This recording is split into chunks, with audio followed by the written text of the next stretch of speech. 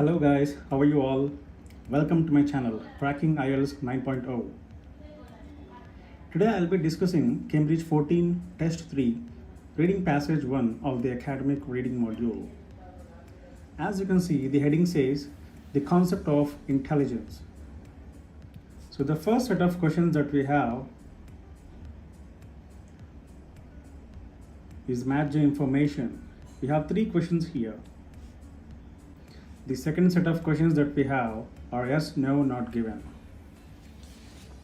The third set of questions that we have are the match the headings.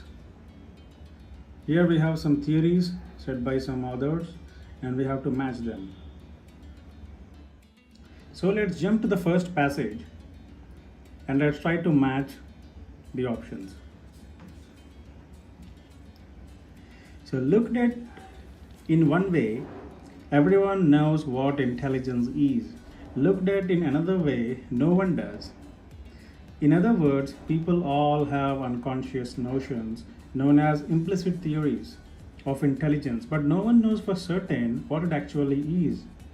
This chapter addresses how people conceptualize intelligence, whatever it may actually be. But why should we even care what people think intelligence is, as opposed only to valuing whatever it actually is? There are at least 4 reasons people's conceptions of intelligence matter. Okay, so what did we read in this paragraph? Okay, let's check the options now. Information about how non-scientist assumptions about intelligence influence their behavior towards others. So did we read anything about these non-scientist assumptions? No, we didn't. So next one, a reference to lack of clarity over the definition of intelligence. Wow, now I'm interested in this. Definition of intelligence and lack of clarity. I think this option is matching the option A. What do you think, guys? Do you feel the same way? I'll tell you. So let's look at the first sentence. So looked at in one way, everyone knows what intelligence is. Looked at in another way, no one does. Means in one way, everyone knows what is intelligence. In other way, no one knows what it is. So what does that mean? There is some confusion, right? There is lack of clarity. That's what he means to say. So see, but no one knows for certain what it actually is. See, no one knows for certain what it actually is. So the first sentence and this one, they carry the answer, right? So what do you think is the answer? So number 2 is matching with paragraph A, right? A reference to lack of clarity over the definition of intelligence. Yes. So there is a lot of confusion, means there is lack of clarity over the definition of intelligence. So second one should be A clearly, right? Okay, great. First, implicit theories of intelligence drive the way in which people perceive and evaluate their own intelligence and that of others. To better understand the judgments people make about their own and other abilities, it is useful to learn about people's implicit theories. For example, parents' implicit theories of their children's language development will determine at what ages they will be willing to make various corrections in their children's speech. Okay, more generally, parents' implicit theories of intelligence will determine at what ages they believe their children are ready to perform various cognitive tasks. Okay, job interviewers will make hiring decisions on the basis of their implicit theories of intelligence. People who will decide who to be friends with on the basis of such theories. In sum, knowledge about implicit theories of intelligence is important because this knowledge is so often used by people to make judgments in the course of their everyday lives. Wow, great. So information about how non-scientist assumptions about intelligence influence their behavior towards others. Wow. So did we read anything about non-scientists and their assumptions? Yes, we did, right? Where did we read about that? See, who are these non-scientist people? See, in the first sentence itself we have, right? Implicit theories drive the way which people perceive and evaluate their own intelligence and that of others. Okay, next, they see To better understand the judgments people make about their own and others' abilities. So here, the intelligence influencing the behavior towards others. Okay. Now, who are these non-scientist people? One is parents. Okay. Parents towards their children. At what age they will develop their speech. What they can correct their speeches, right?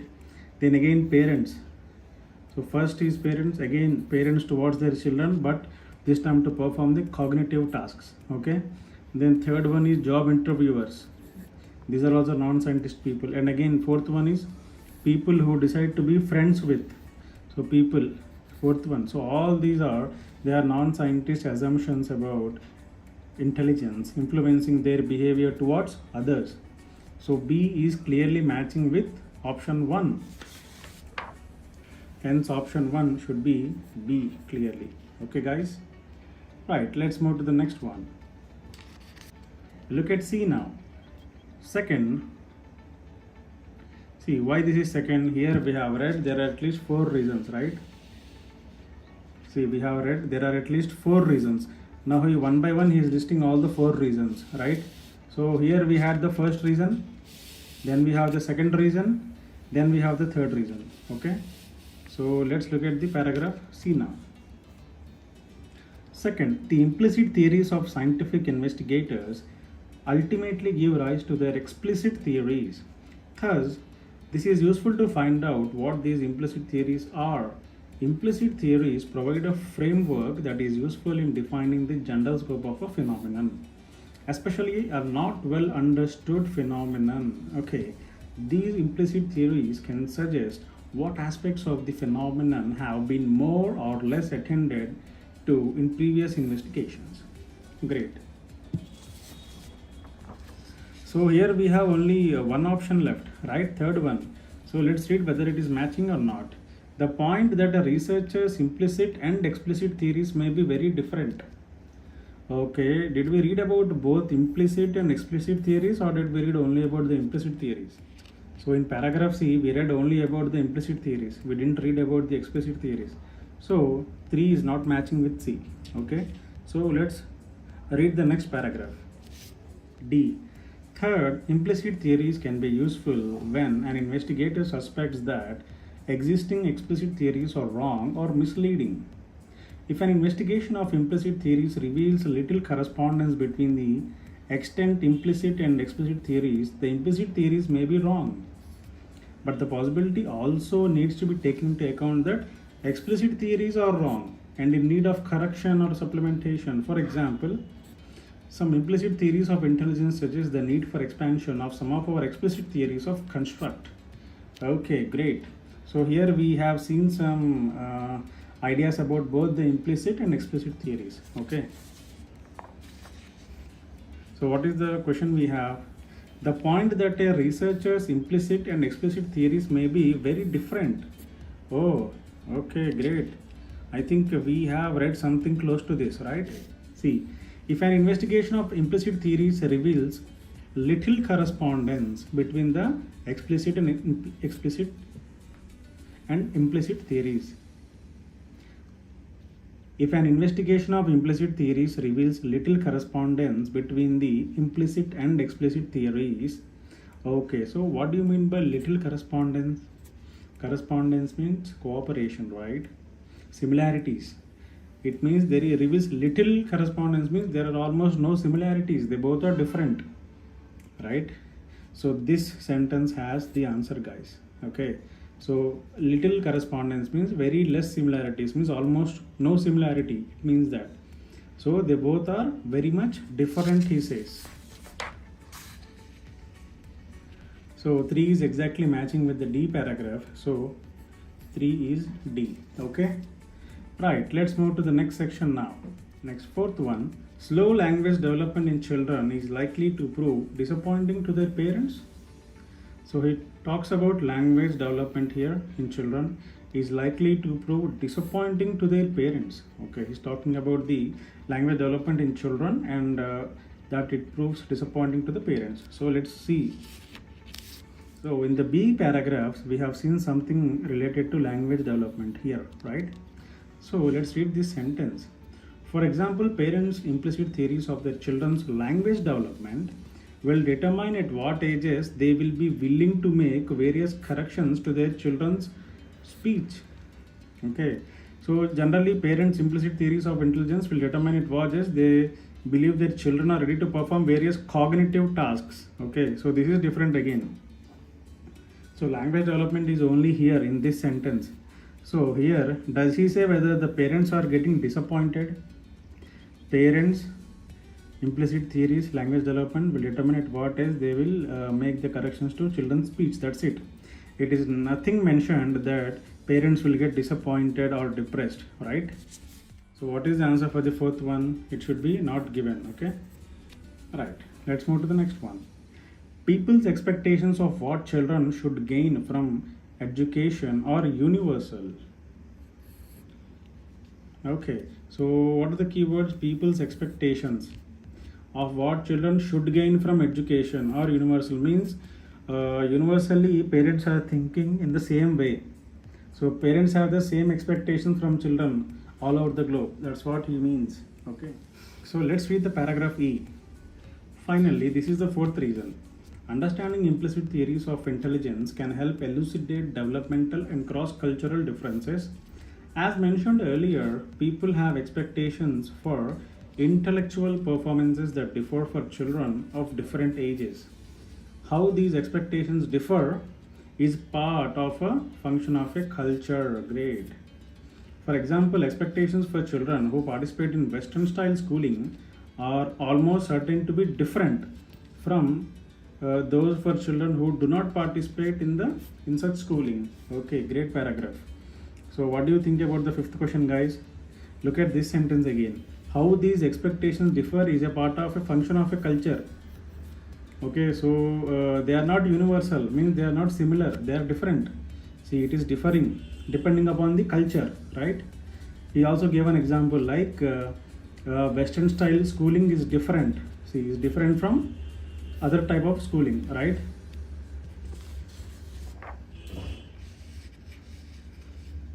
So what do you think is the answer?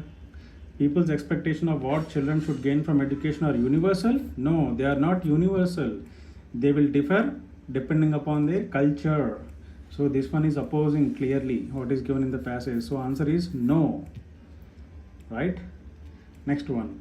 Scholars may discuss theories without fully understanding each other. Okay, so he's talking about scholars now. May discuss theories without fully understanding each other. Okay, let's read further. Right. Implicit theories. Let's look at the J paragraph now. This is the last paragraph. Implicit theories of intelligence and of the relationship of intelligence to society perhaps need to be considered more carefully than they have been because they often serve as the underlying presuppositions for explicit theories and even experimental designs that are then taken as scientific contributions. Okay, until scholars, see, he's talking about scholars here. Until scholars are able to discuss their implicit theories and thus their assumptions, they are likely to miss the point of what others are saying when discussing their explicit theories and their data. Okay, what does this sentence mean now? Does it mean that scholars they fully understand each other or they do not understand each other? See, until scholars are able to discuss their theories, they are likely to miss the point of what others are saying. It means scholars are not listening to others. They are missing a lot of points here. That's what he says. Okay, so what does this mean? They are talking without understanding fully. That's the meaning of this sentence. So what's the answer for the sixth one? Scholars may discuss theories without fully understanding each other? Yes, true, it is true. So answer is yes. Okay, here we have three views, that is Hamiltonian, Jeffersonian and Jacksonian. Let's read the paragraphs related to these views and then we'll go for the matching questions. Okay.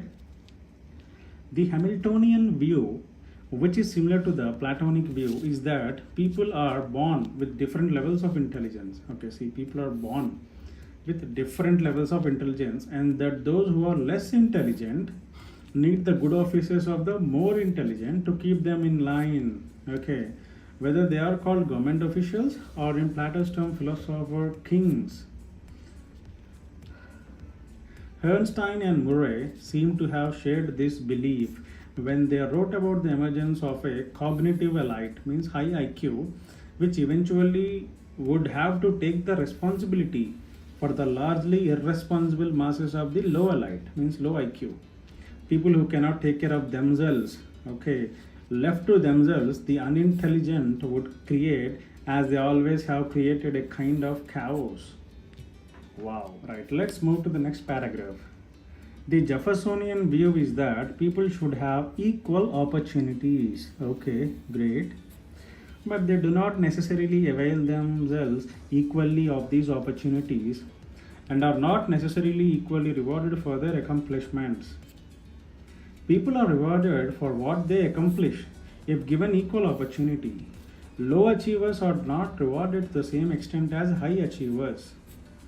In Jeffersonian view, the goal of education is not to favor or foster an elite, as in the Hamiltonian tradition, but rather to allow children the opportunities to make full use of the skills they have. My own views are similar to these, says this Sternberg. Okay, so his views are similar to this Jeffersonian views. The Jacksonian view is that all people are equal, not only as human beings, but in terms of their competencies, that one person would serve as well as another in government or on a jury or in almost any position of responsibility.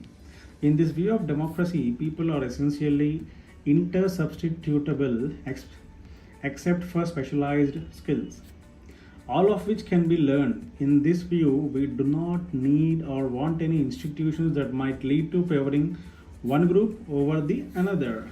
Okay, great. So we have read all the three views and now we will answer these questions. Okay, see, you may note this one, you may use any letter more than one, so definitely any option will be repeated more than once. Okay, so it is desirable for the same possibilities to be open to everyone. Okay, so he's talking about same possibilities to be open to everyone. Okay, these are the two keywords we are looking for. Sentence now. Jeffersonian view is that people should have equal opportunities, but they do not necessarily avail them equally of these opportunities and are not necessarily equally rewarded for their accomplishments. Only this Jeffersonian view is talking about equal opportunities, right? Equal opportunities means same possibilities for everyone. Okay, but they may not be rewarded based upon their achievements. Okay, but there should be equal opportunities for everyone. That's what he means. So here we have ABC, Hamiltonian, Jeffersonian and Jacksonian. So the seventh one should be B. Jefferson said that, right? Next, no section of society should have preferential treatment at the expense of another. Okay, so no section of society should have preferential treatment at the expense of another. Okay, so no one is superior to another. That's what it says. So let's read this paragraph. Jacksonian. See, the last sentence. In this view, we do not need or want any institutions that might lead to favoring one group over another. So this view says that no group is superior to other. Okay, so a treatment for one group should not be at the expense of another group. That's what this sentence means. So what is the answer, guys? So the eighth one should be C, Jacksonian, right?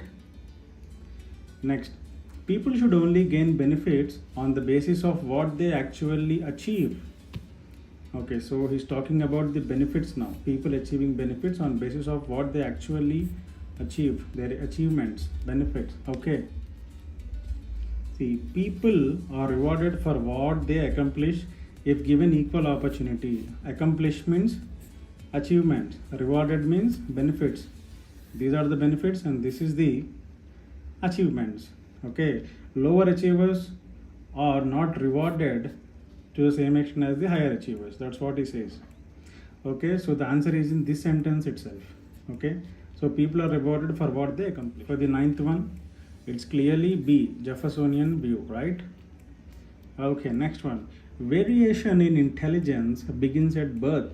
Oh, so he's talking about variation and birth. See, the Hamiltonian view is that people are born with different levels of intelligence. Oh, great. Here itself we got the answer. People are born means at birth with different levels of intelligence. Different means various levels of intelligence, right? So there are a lot of variations. So who said this?